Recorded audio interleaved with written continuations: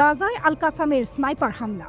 গাজার উত্তরে হামাসের সশস্ত্র শাখা আল কাসাম ব্রিগেডের স্নাইপাররা 4 ইসরায়েলি সৈন্যকে টার্গেট করেছে। এই হামলা ব্রেকিং দ্য সোর্ড নামের একটি অপারেশনের অংশ ছিল। আল কাসাম তাদের সামরিক মিডিয়ার মাধ্যমে এই হামলার ভিডিও ফুটেজ প্রকাশ করেছে। এই ঘটনা ঘটেছে উত্তর গাজার বেইথানুন এলাকার আল আউদা স্ট্রিটে।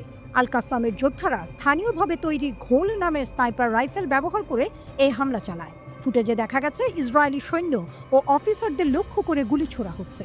এছাড়াও ইসরায়েলি সামরিক যানবাহন ও সরঞ্জামের ওপর বর্মভেদী রকেট হামলার দৃশ্য রয়েছে। আল কাসাম ব্রিগেড জানিয়েছে এই হামলা তাদের পরিকল্পিত অপারেশনের অংশ ছিল। গত বৃহস্পতিবার এই হামলা চালানো হয় এবং এর ফলে কমপক্ষে 4 ইসরায়েলি সৈন্য এবং অফিসার নিহত বা আহত হয়েছে। হামাসের মুখপাত্র আবু ওবাইদা বলেছেন, ফিলিস্তিনি যোদ্ধারা ইসরায়েলি বাহিনীর বিরুদ্ধে সাহসিকতার সাথে লড়াই করছে। তারা সঠিক সময় ও স্থান বেছে নিয়ে হামলা চালাচ্ছে। তিনি আরও বলেছেন, বেইথানুন থেকে রাফাহ পর্যন্ত আমাদের যোদ্ধাদের বীরত্ব গর্বের বিষয়। এটি একটি সামরিক অলৌকিক ঘটনা এবং সমগ্র জাতির জন্য অনুপ্রেরণা। আবু ওবাইদা জোর দিয়ে বলেন, ফিলিস্তিনি যোদ্ধারা বিজয় অথবা মৃত্যু পর্যন্ত লড়াই করতে প্রস্তুত।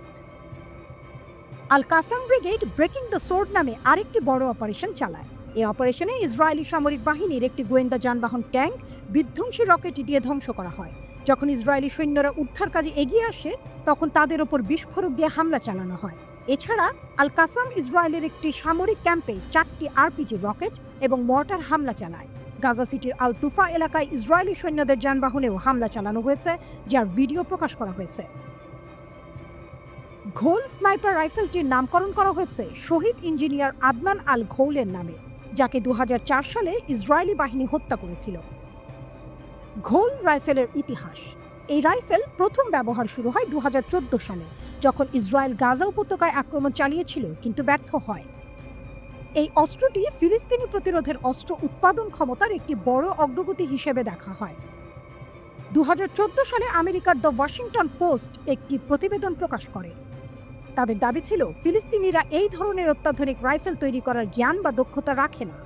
ডব্লিউপি বলেছিল যে ঘোল আসলে অস্ট্রিয়ার তৈরি স্টিয়ার HS-50 স্নাইপার রাইফেল, যা বাইরে থেকে কেনা হয়েছে। যদিও ঘোল রাইফেলটি স্টিয়ার HS-50 এর মতো দেখতে, কিন্তু আল কাসাম স্পষ্ট বলেছে যে এটি তাদের নিজস্ব তৈরি। ডব্লিউপি বা অন্য কোনো পশ্চিমা মিডিয়া এই রাইফেলটি যে ফিলিস্তিনিরা তৈরি করেনি তার কোনো শক্ত প্রমাণ দিতে পারেনি। বিশেষজ্ঞ চার্লস লিস্টার ডব্লিউপিকে বলেছিলেন, হামাসের দাবি মিথ্যা, এটি নিশ্চিতভাবে স্টিয়ার HS-50 রাইফেল।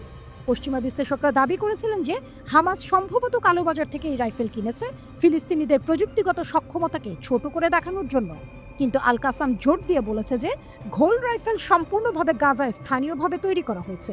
এটি ফিলিস্তিনি প্রতিরোধের প্রযুক্তিগত উন্নয়নের একটি বড় উদাহরণ। পশ্চিমা মিডিয়ার দাবি সত্ত্বেও আল কাসামের এই সাফল্য তাদের অস্ত্র উৎপাদন ক্ষমতার প্রমাণ দেয়।